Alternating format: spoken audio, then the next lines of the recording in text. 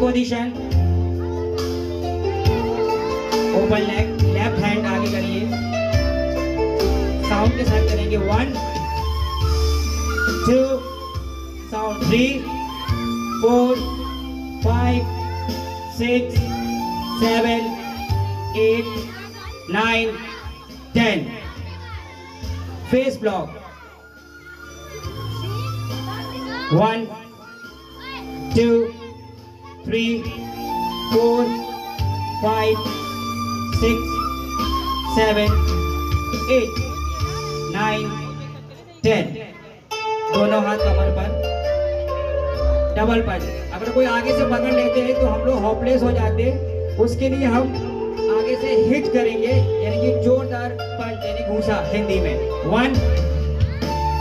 2 3 4 5 6 7 8 9 10